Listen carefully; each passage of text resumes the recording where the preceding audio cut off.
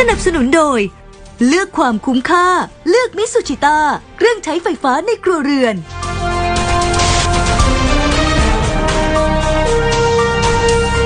สืบสวนความจริงสวัสดีครับสืบสวนความจริงวันนี้เราไปติดตามความคืบหน้าคดีเหมืองทองคำอัคราที่อยู่ในการพิจารณาของสำนักงานคณะกรรมการป้องกันและปราบปรามการทุจริตแห่งชาติแต่คดีที่เป็นสัญญาณบวกของกลุ่มประชาสังคมปฏิรูปทรัพยากรและทองคำก็คือคดีที่บริษัทเหมืองทองคำอัคราทำผิดกฎหมายสิ่งแวดล้อมของประเทศไทยซึ่งปปช.กำลังที่จะพิจารณาชี้มูลความผิดครับอนาคตจะต้องมีประเทศไทยที่ยอมให้ผู้ใดมาทำลายตามที่คำสั่งหัวหน้าคณะรักษาความสงบแห่งชาติหรือคสช.ที่ 72/2559 เรื่องการแก้ไขปัญหาผลกระทบจากการประกอบกิจการเหมืองแร่ทองคำอันเป็นผลจากการร้องเรียนของประชาชนผู้ได้รับผลกระทบในบางพื้นที่คำสั่งคสช.ให้ผู้ประกอบการเหมืองแร่ทองคำจะต้องระงับการประกอบกิจการตั้งแต่วันที่ 1 มกราคม 2560 เป็นต้นไปส่วนคณะกรรมการนโยบายบริหารจัดการแร่แห่งชาติต้องระงับการอนุญาตให้สำรวจหรือทำเหมืองแร่ทองคำรวมถึงการต่ออนุญาตประธานบัตรเหมืองแร่ทองคำให้ผู้ประกอบการเหมืองแร่ทองคำและหน่วยงานที่เกี่ยวข้องจะต้องฟื้นฟูพื้นที่ที่ได้รับผลกระทบจากการทำเหมืองแร่ตามที่กำหนดไว้ในรายงานการวิเคราะห์ผลกระทบสิ่งแวดล้อมนอกจากคำสั่งระงับการประกอบกิจการเหมืองแร่ทองคำกรมสอบสวนคดีพิเศษกรมป่าไม้ได้สืบสวนสอบสวนการประกอบธุรกิจเหมืองแร่ทองคำโดยเฉพาะรายของบริษัทอัคราอันอาจเป็นการกระทำความผิดหลายกรณีซึ่งเป็นคดีเกี่ยวข้องกับสิ่งแวดล้อมประเด็นทางคดีเกี่ยวข้องกับสิ่งแวดล้อมกรมสอบสวนคดีพิเศษสรุปสำนวนการสอบสวนแบ่งเป็น2กลุ่มใหญ่ได้แก่คดีกลุ่มหลักพบว่ามีเจ้าหน้าที่รัฐเกี่ยวข้องในเรื่องที่ดำเนินการผิดพรบป่าไม้ผิดพรบทางหลวง DSI จึงสรุปสำนวนส่งให้กับสำนักงานคณะกรรมการป้องกันและปราบปรามการทุจริตแห่งชาติตั้งแต่วันที่ 28 กันยายน 2561 คดีกลุ่มที่ 2 DSI สอบสวนขยายผลและพบประเด็นเพิ่มเติมอีก3ประเด็นทั้งการขยายโรงประกอบโลหกรรมโดยไม่ได้รับอนุญาตการเปลี่ยนแปลงผังประกอบกิจการทำเหมืองแร่โดยไม่ได้รับอนุญาตรวมถึงกระบวนการรับฟังความคิดเห็นสาธารณะหรือ EIA ที่ไม่ถูกต้องพบว่ามีเจ้าหน้าที่ของรัฐเกี่ยวข้องและมีเอกชนสนับสนุน DSI จึงสรุปสำนวนส่งให้กับปปช.เป็นคดีที่ 2 เมื่อวันที่ 25 มิถุนายน 2562 โดยเกี่ยวข้องกับเจ้าหน้าที่ของรัฐอาจปฏิบัติหน้าที่โดยมิชอบหรือทุจริตต่อหน้าที่เกี่ยวข้องกับเรื่องของการอนุญาตต่างๆอาจจะมีเอกชนเข้ามาเกี่ยวข้องด้วยขณะที่กลุ่มประชาสังคมปฏิรูปทรัพยากรและทองคำก็ได้ยื่นต่อปปช.เพื่อให้สอบสวนดำเนินคดีสิ่งแวดล้อมเช่นกันเราก็เดินทางไปที่อัยการสูงสุดเพื่อร้องขอความเป็นธรรมให้เร่งพิจารณาดำเนินคดีกรณีที่กรมสอบสวนคดีพิเศษได้สรุปสำนวนคดีที่ 27/2564 ก็คือคดีประกอบธุรกิจนอมินีเหมืองทองสั่งฟ้องไปยังอัยการแล้วคดีนี้เราก็ได้ติดตามไปขอความเป็นธรรมให้เร่งรัดมีความเห็นทางคดีเพราะว่าเป็นคดีสำคัญแล้วก็น่าจะเป็นคดีที่สร้างความเสียหาย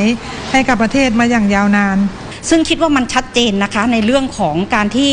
ขุดถนนนอกเขตประธานบัตรในเรื่องของเอาที่ดินพื้นที่พิโรจน์พิจิตรเพชรบูรณ์ลพบุรีสระบุรีเนี่ยเข้าไปสู่ตลาดหลักทรัพย์เป็นทรัพย์สินเอามาเข้าตัวของบริษัทเนี่ยตรงนี้อาจจะเข้าความผิดฐานฟอกเงินเนี่ย2ตัวนี้นะคะจะเป็นตัวล็อกที่จะช่วยประชาชนนะคะช่วยประเทศชาติได้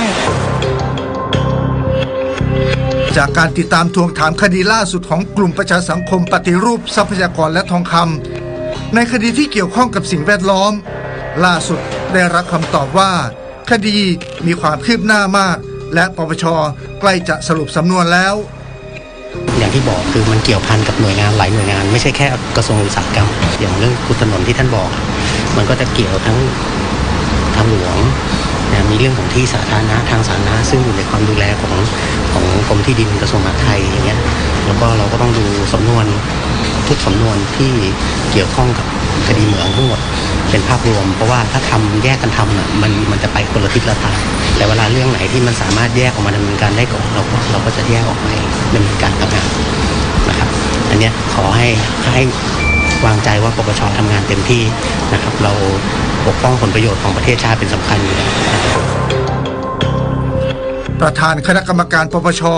พลตำรวจเอกวชรพลประสานราชกิจบอกว่าคณะกรรมการปปช.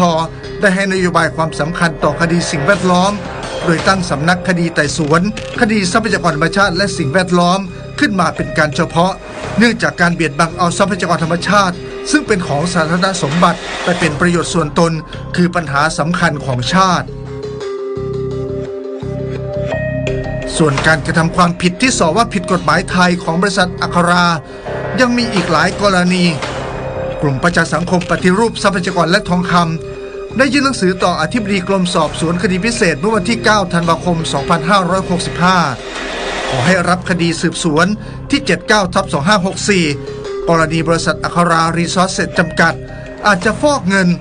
จากการประกอบธุรกิจเหมืองแร่ทองคำเป็นคดีพิเศษและขอให้ขยายผลสืบสวนจากคดีที่เกี่ยวเนื่องคดีที่ 77/2564 เนื่องจากการที่กลุ่มเราได้พบว่าบริษัทเหมืองทองคำประกอบธุรกิจในประเทศเนี่ยไม่ชอบด้วยกฎหมายหลายประเด็นก็คือการขุดถนนทำเหมืองโดยไม่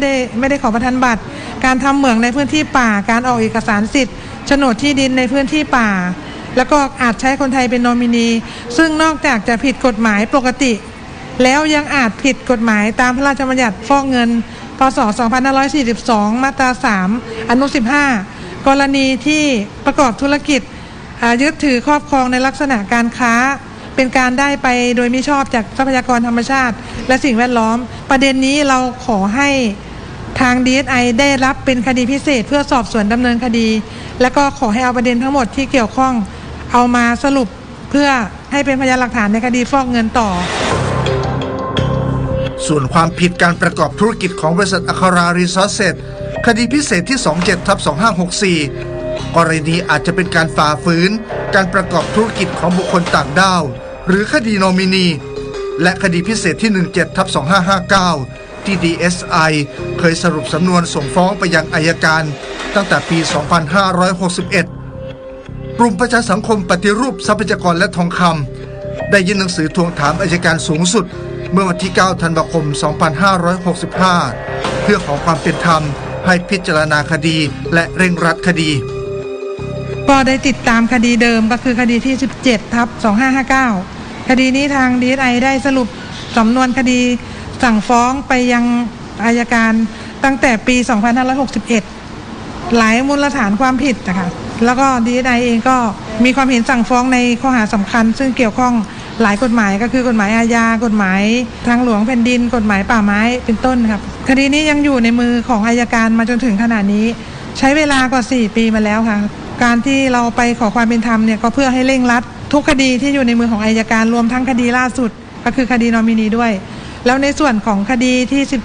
17/59 ที่เคยอยู่ในมืออัยการมาตั้งแต่ปี 61 ขณะนี้ทางอัยการสูงสุดก็ได้เร่งรัดคดีแล้วก็ทางอัยการผู้รับผิดชอบสำนวนก็ได้แจ้งว่าขณะนี้อยู่ระหว่างแจ้งข้อกล่าวหาเพิ่มกับผู้ต้องหาก็ตามคำร้องที่คุณยื่นไว้นะฮะเขาก็ไปดำเนินการให้สอบสวนเพิ่มเติมนะครับเพื่อจะพิจารณาเรื่องต่างๆตามข้อเท็จจริงที่คุณยื่นไว้ให้ทางเราโดยเฉพาะกรณีที่บอกว่ามีการทำเหมืองนอกประธานบัตรนะครับก็ไปสอบสวนเพิ่มเติมแล้วก็ระหว่างนี้เรากำลังติดตามผลการสอบสวนเพิ่มเติมซึ่งยังได้มาไม่ครบถ้วนแต่ได้มาบางส่วนแล้วนะครับได้มาบางส่วนแล้วส่วนอีกเรื่องหนึ่งที่ยื่นไว้เนี่ย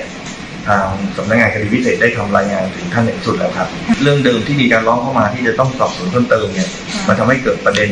นะครับการล้ำที่สาธารณะการทำเหมืองนอกประธานบัตรซึ่งเขาไปดำเนินการสอบอยู่ตอนนี้พนักงานในการที่สำนักงานคดีพิเศษเมื่อกี้นี้ครับก็ได้แจ้งว่าเขากำลังเร่งรัดให้อยู่ครับนอกจากนี้ยังมีการทำเหมืองทองคำโดยไม่ได้ขอประธานบัตรกรณีเพราะว่ามีการขุดถนนทางหลวงแผ่นดินหมายเลข 1301 และทางหลวงสาธารณประโยชน์ทั้งที่บริษัทเคยกันถนนสาธารณะทุกเส้นออกจากแปลงขอประธานบัตรมาแล้วตั้งแต่ต้นกรณีบริษัทเป็นผู้ครอบครองสารพิษอันตรายและเป็นผู้ทำให้สารพิษรั่วไหลออกมาภายนอกพื้นที่การทำเหมืองทองคำโดยมีผลตรวจร่างกายทางนิติวิทยาศาสตร์เป็นหลักฐานยืนยันแล้วนอกจากนี้ยังมีกรณีเจ้าหน้าที่ของรัฐดำเนินการให้ประชาชนขาดสิทธิ์ในที่ดินตามกฎหมายที่ดินและกฎหมายสปก.ในพื้นที่คำขอและอาชญาบัตรพิเศษของบริษัทอัคราโดยมิชอบกรณีที่กลุ่มเราไปร้องขอความเป็นธรรมให้สอบสวนเพิ่มหลังจากที่เคยทำคดีข้อหาขุดถนนทางหลวงแผ่นดิน1301และทางสาธารณะหายไปจากสำนวนก็คือคดีทำเหมืองนอกเขตประธานบัตรตามความผิดพรบแร่10มาตรา43เนี่ยยังไม่มีแต่ว่าเมื่อสั่งให้สอบสวนแล้วบัดนี้กรมสอบสวนคดีพิเศษก็สอบสวนแล้วก็ส่งไปยังอัยการแล้วซึ่งคดีทั้งหมดเนี่ยจะต้องไม่เงียบหายไปอยู่ในมือของอัยการจากนี้ไปอีกเพราะว่ามันเป็นคดีใหญ่ของประเทศแล้วก็เป็นคดีที่สร้างความเสียหายให้กับประเทศไทยแล้วก็จะไปผูกโยงกับความเสียหายทางแพ่งที่ประเทศไทยจะต้องเรียกร้องค่าเสียหายมูลค่ามหาศาลเนี่ยชดใช้ให้กับประเทศขณะเดียวกันยังพบว่ามีกรณีรัฐมนตรีว่าการกระทรวงอุตสาหกรรมสุริยะจึงรุ่งเรืองกิจต่ออายุประธานบัตรให้กับบริษัทอัครา4แปลงโดยไม่ได้มีการปฏิบัติตามกฎหมายแร่พ.ศ. 2560มาตรา19และมาตรา21ซึ่งมีผลจะต้องให้ประกาศเขตแหล่งแร่และต้องเปิดประมูลแข่งขันตามกฎหมายกำหนดกรณีดังกล่าวจึงผิดกฎหมายเมื่อด้วยการเสนอราคาต่อหน่วยงานของรัฐหรือกฎหมายหัวประมูลที่ได้ยื่นต่อปปชและ DSI ได้สอบสวนไว้แล้วซึ่งกรณีนี้ DSI สรุปสำนวนส่งมายังปปชแล้วเช่นกันรวมถึงกรณีต่ออายุโรงประกอบโลหกรรมทั้งที่อยู่ระหว่างการทำผิดกฎหมายกลุ่มประชาสังคมปฏิรูปทรัพยากรและทองคำได้ยื่นให้ปปชเร่งสอบสวนการปฏิบัติหน้าที่ของรัฐมนตรีว่าการกระทรวงอุตสาหกรรมสุริยะจึงรุ่งเรืองกิจเนื่องจากเป็นการปฏิบัติให้เกิดความเสียหายกับประเทศกรณีที่รัฐมนตรีอุตสาหกรรมปัจจุบันก็คือน่าจะเป็นการละเว้นไม่กำกับดูแลบริษัทแล้วก็ทำให้ประเทศได้รับความเสียหายก็คือไม่เพิกถอนประธานบัตรหลังจากที่รู้ว่าบริษัททำผิดกฎหมายรัฐมนตรีมีอำนาจหน้าที่จะต้องกำกับดูแลและต้องเพิกถอนแต่เมื่อกลุ่มเราได้ทำหนังสือหลายครั้งเรียนไปยังรัฐมนตรีเพื่อขอให้ทำตามกฎหมายแล้วก็ตามอำนาจหน้าที่ถ้าประเทศไทยเพิกถอนประธานบัตรบริษัทก็จะไม่มีตัวตนและก็จะไม่สามารถใช้สิทธิ์ดึงประเทศไทยเข้าอนุญาโตตุลาการได้แต่ว่าท่านรัฐมนตรีกับเพิกเฉยละเว้นปล่อยให้ประเทศไทยถูกดึงเข้าอนุญาโตตุลาการไปในช่วงที่ผ่านมาแล้วยังใช้อำนาจหน้าที่ในการอนุญาตอาชญาบัตรพิเศษอีก 400,000 ไร่ในเพชรบูรณ์โดยไม่ปฏิบัติตามกฎหมายแร่ด้วยกฎหมายบอกว่าจะต้องประกาศเขตแหล่งแร่แล้วจะต้องเปิดประมูลตามพรบแร่60มาตรา19กับ21แต่ท่านก็ไม่ใส่ใจในเรื่องของกฎหมายก็อนุญาตไปแล้วจากนั้นก็มีการอนุญาตประธานบัตรในปี64อีกก็คือให้ประธานบัตรทั้งที่ประธานบัตรอยู่ระหว่างทำผิดกฎหมายแล้วก็ถูกดำเนินคดี15คดีรวมทั้งโรงงานก็อยู่ในระหว่างถูกดำเนินคดีก็อนุญาตโรงงานโลหกรรมด้วยส่งผลให้บริษัทซึ่งอยู่ระหว่างถูกดำเนินคดีได้รับประโยชน์ในการเตรียมเดินหน้าทำเหมืองแร่ทองคำครั้งใหม่